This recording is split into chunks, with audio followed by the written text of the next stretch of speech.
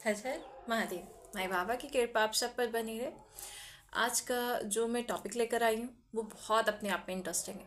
सबसे बड़ी बात तो ये है कि मैं खुद एक नारेश्वर उपासक हूँ, साथ में शिव शक्ति ऊर्जा को कैसे बढ़ाने का काम है, कैसे हम उसको पा सकते हैं, उनकी ऊर्जाओं को अपने में समाहित कर सकते हैं, कैसे हम उनको अपने में उन ऊर्जाओं को एहसास कर सकते हैं।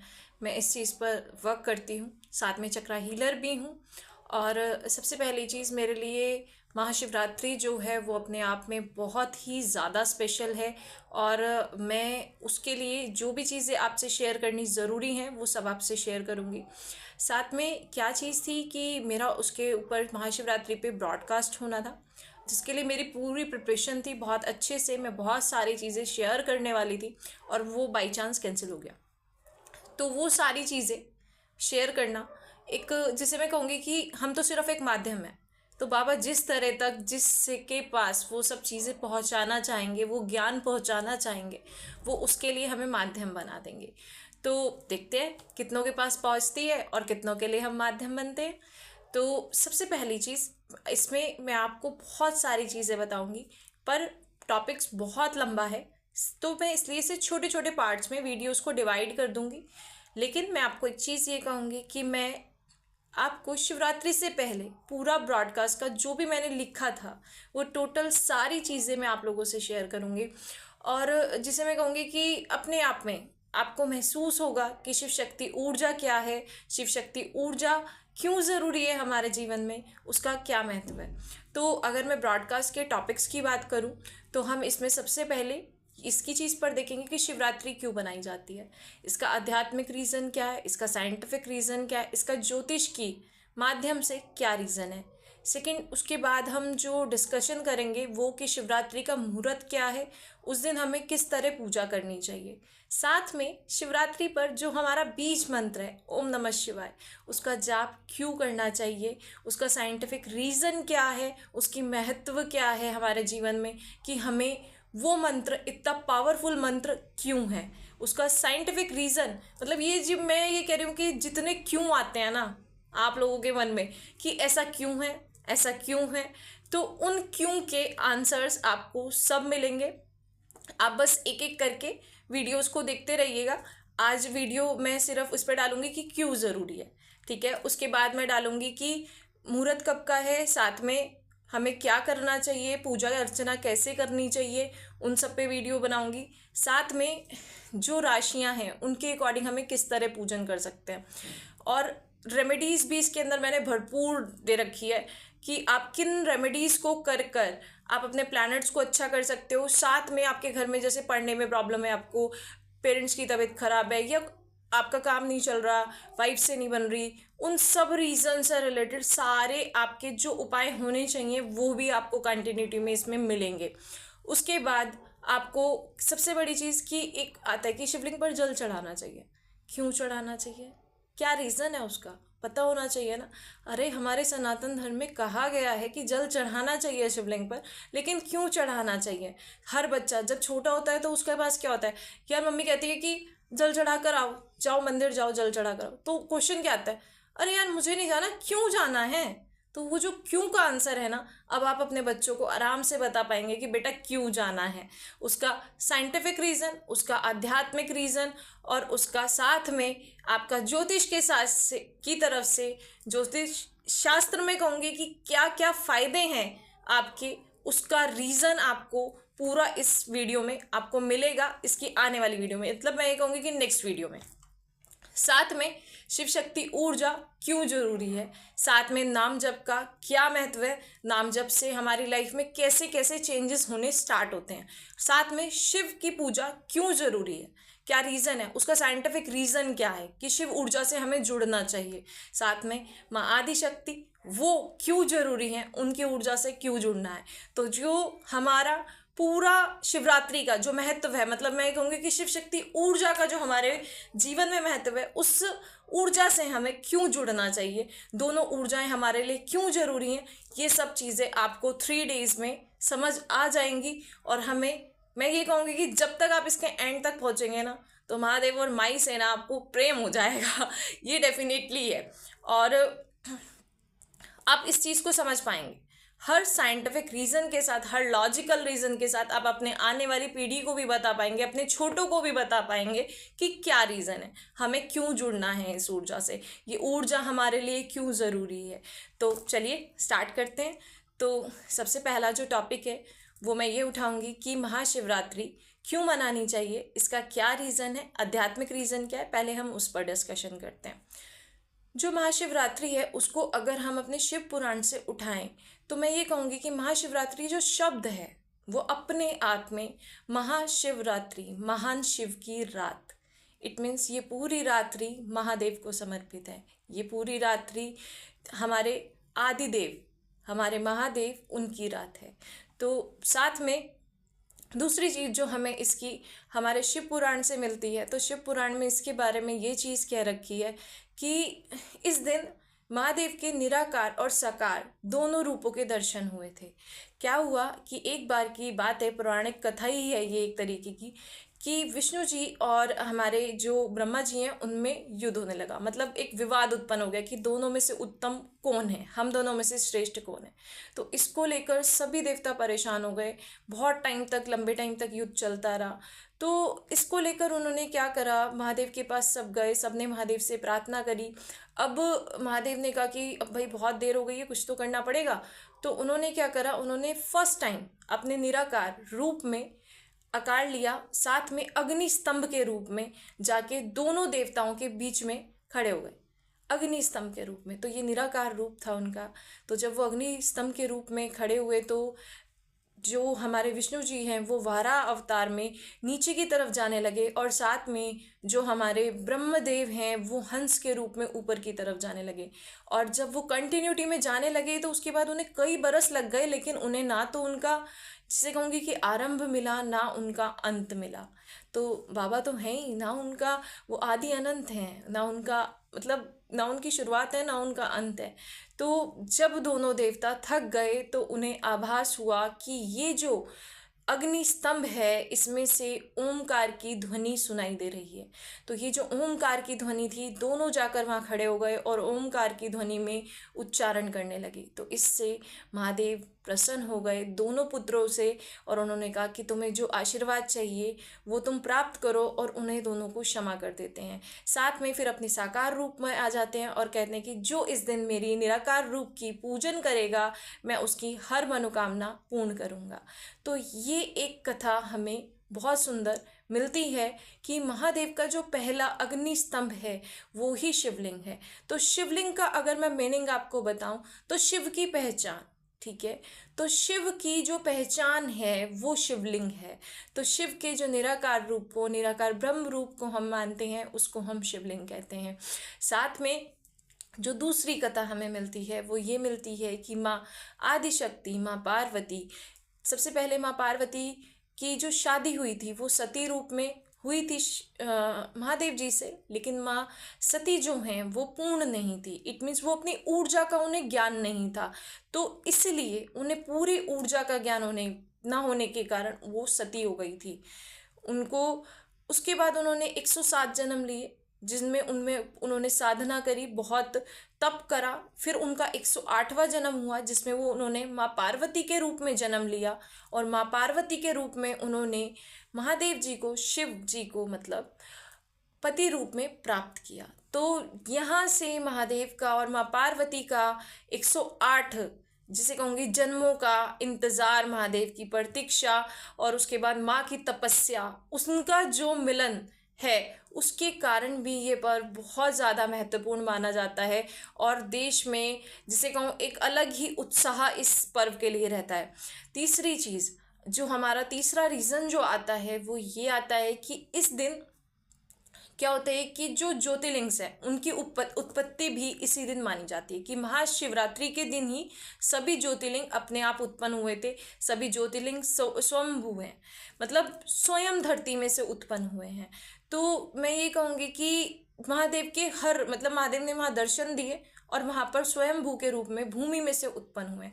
जो शिवलिंग होते हैं वो मतलब हम लोग बनाते हैं, हमारे द्वारा बनाए जाते हैं, उनकी मेकिंग होती है। लेकिन जो स्वयंभू मतलब जो ज्योतिर्लिंग हैं, जिसे कहेंगे ज्योतिर्लिंग जो हैं, वो अपने आप अपने आप धरती में से उत्पन्न हुए हैं। तो जो 12 ज्योतिर्लिंग हैं उनकी उत्पत्ति आज के दिन मानी जाती है। जो 12 ज्योतिर्लिंग हैं, कई जगह ये भी सुनने में है और कई जगह पढ़ने में भी मैंने ये चीज़ देखी कि बहुत जगहों पर ये लिखा था कि ये आकाश से ज्योति के रूप में आए थे धरती पर, और फिर धरती पर जहाँ जहाँ वो ज्योति पड़ी वहाँ वहाँ पर शिवलिंग का निर्माण हो गया। लेकिन बहुत सारी जगहों पर मैंने ये भी पढ़ा कि ये चीज़ जो है ये स्वयंभू है, भूमि में से निकले हैं, अपने आप भूमि में से निकले हैं। वहाँ महादेव ने दर्शन दिए और वहाँ भूमि में से अपने आप उत्पन्न हुए। तो ये ज्योतिर्लिंग जो हैं ये अपने आप ऊर्जा का बहुत बड़ा स्रोत हैं।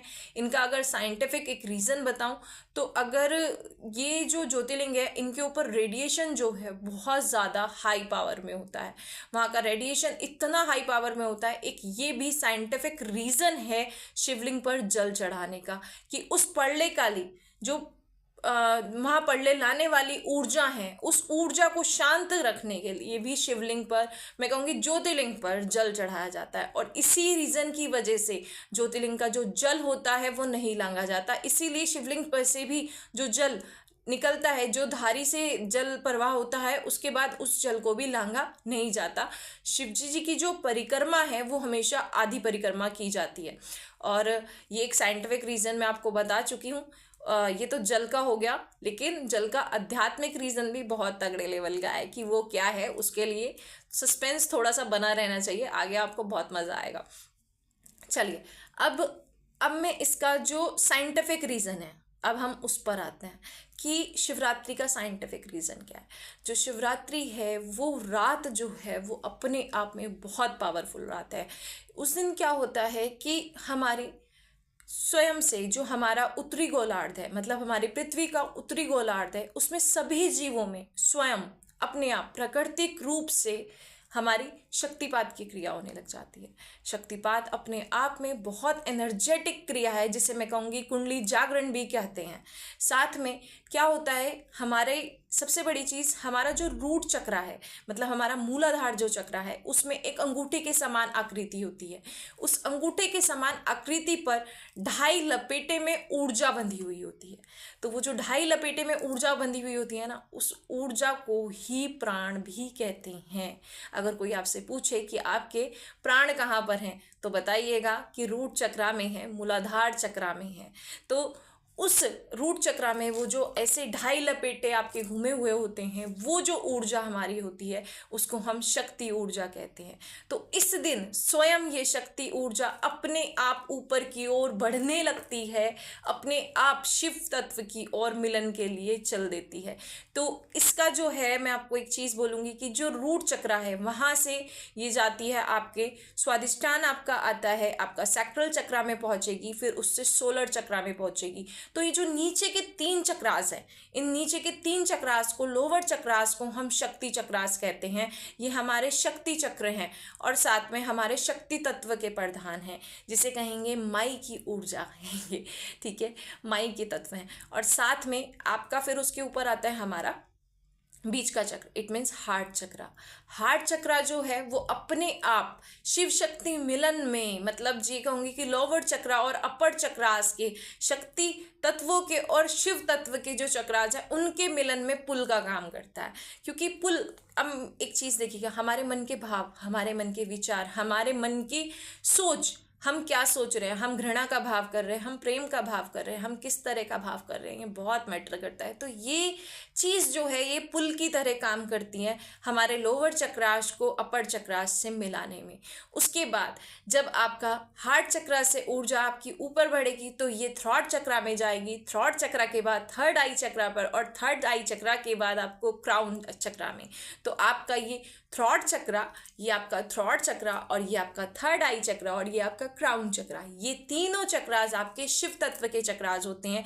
तो जब इनसे ऊर्जा मिलती है तो ये अपने आप में कुंडली जागरण की स्थिति उत्पन्न हो जाती है, और इस रात ये ऊर्जा जो है अपने आप बढ़ती है। तो मैं ये कहूँगी कि इस रात आप भजन साधना, जो जिसे कहूँगी मंत्र, बीज मंत्र, जो भी आप सिद्ध करना चाहते हैं, आप बहुत इजीली कर सकते हैं।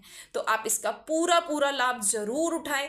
इस दिन शक्तिपात की ऊर्जा से जरूर जुड़े, क्योंकि इस दिन बहुत इजी होता है। आप जो चीजें आप 2 साल में, 3 साल में, 4 साल में पाएंगे, जो साधनाएं आपको पता नहीं कितने लंबे टाइम में मिलती हैं, आपको वो सिद्धियां नहीं प्राप्त हो पाती, आपको वो ऊर्जाएं नहीं प्राप्त हो पाती, वो ऊर्जा आपको एक रात में प्राप्त हो सकती है। तो शिवरात्रि अपने आप में बहुत ही एनर्जेटिक और बहुत ही पावरफुल नाइट है। तो मैं यही जरूर कहूंगी कि इसका यूटिलाइज आप लोग जरूर करें, ठीक है।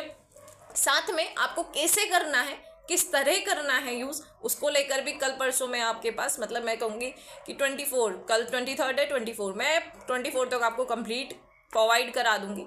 आप उसको देखिएगा, क्योंकि मेरी हर चीज़ में जो मेन चीज़ रहती है ना, कि सिंपलिसिटी से, बिल्कुल सिंपली आप साधना कैसे कर सकते हो, आप प्रेम से उस ईश्वर को कैसे पा सकते हो। क्योंकि प्रेम जो है ना, जब प्रेम आ जाता है ना, तो साधना में सिर्फ प्रेम होता है। तब रिचुअल्स मैटर नहीं करते कि ये लगाओ, ये चढ़ाओ, ये करो, वो करो। तब भैया मैं कहती हूँ, एक लाइन बोलती हूँ मैं, सभी समस्याओं का हल बाबा एक लोटा जल। तो वो एक लोटा जल भी काम करता है जब आप प्रेम से भक्ति करते हैं। तो मेरे साथ आप प्रेम से भक्ति करने के लिए जुड़े रहिए। चलिए अब हम ज्योतिष का रीज़न देखते हैं कि ज्योतिष में क्या रीज़न है शिवरात्रि मनाने का। तो सबसे पहली चीज़, शिवरात्रि के दिन क्या होता है, हमारा जो सूर्य होता है वो कुंभ राशि में आ जाता है। जो कुंभ राशि है, मतलब 11 नंबर की राशि, उसके कुंभ राशि के सामने आपका, जब वो कुंभ राशि में बैठेगा सूर्य, तो वो सामने 7वीं दृष्टि से अपने 5वें घर को देखता है। इट मीन सिंह राशि को देखता है। और सूर्य जो है वो सिंह राशि का, जिसे कहूंगी, स्वामी है। तो अपने घर को वो 180 डिग्री के कोण पर देखता है, साथ में अपनी 7वीं दृष्टि से देखता है, पूर्ण दृष्टि से देखता है, जिससे हमारा बहुत अच्छा, जैसे कहो, योग बनता है ये।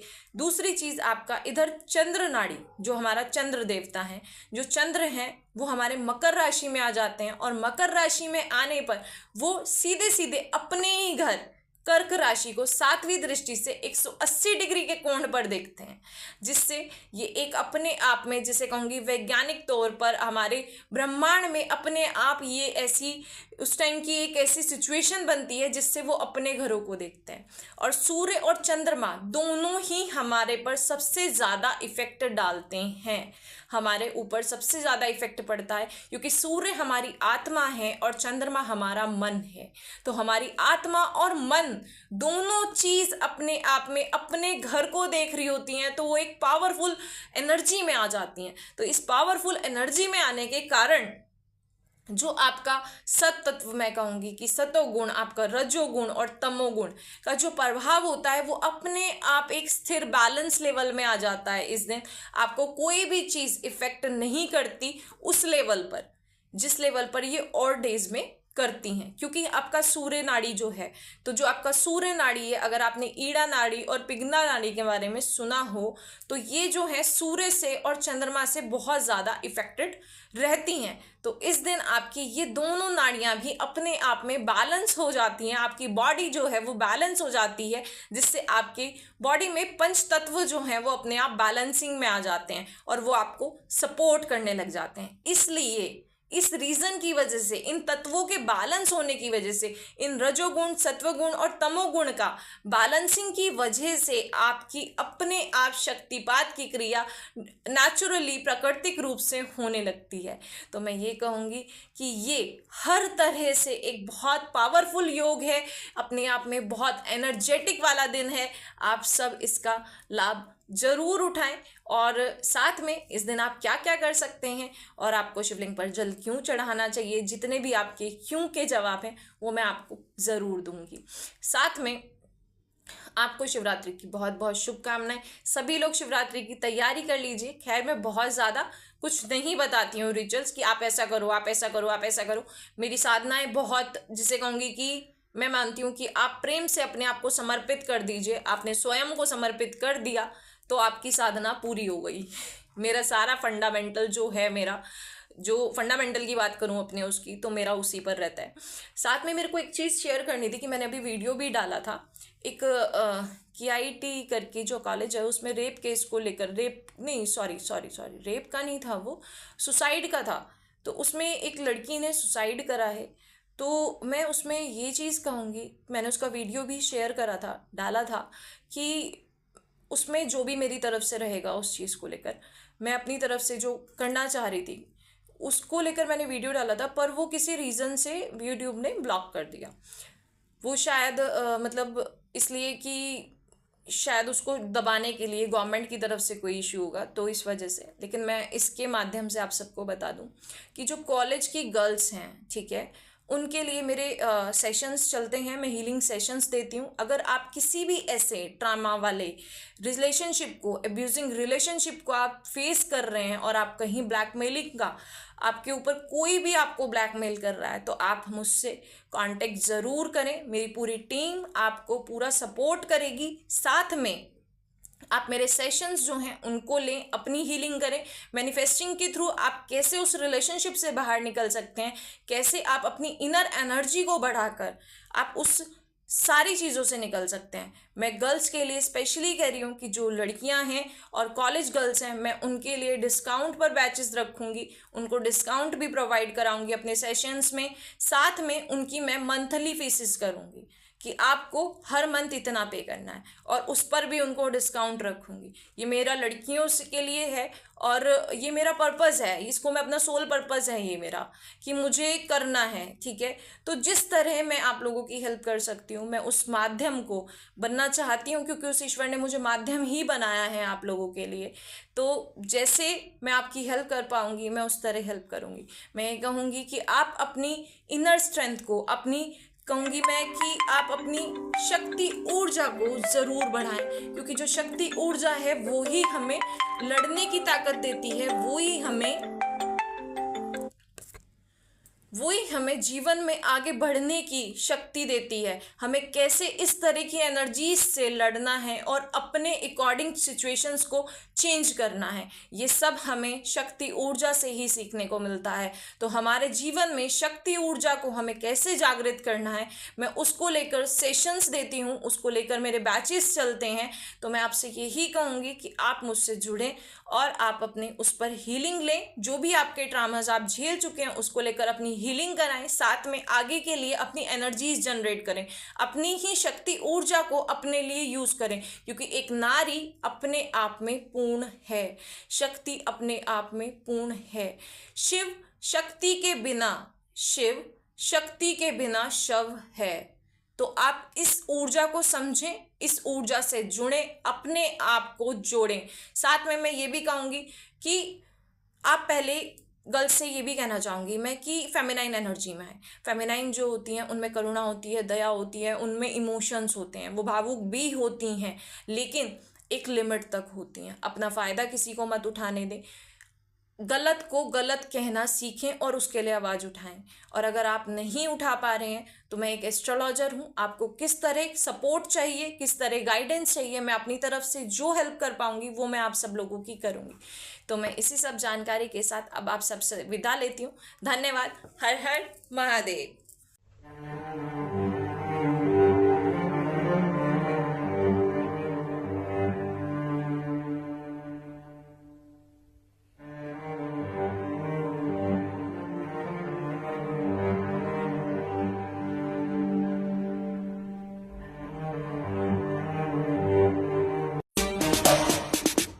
गिरिनन्दिनि नन्दितमेदिनि विश्वविनोदिनि नन्दनुते गिरिवरविन्ध्यशिरोधिनि वासिनि विष्णुविलासिनि जिष्णुनुते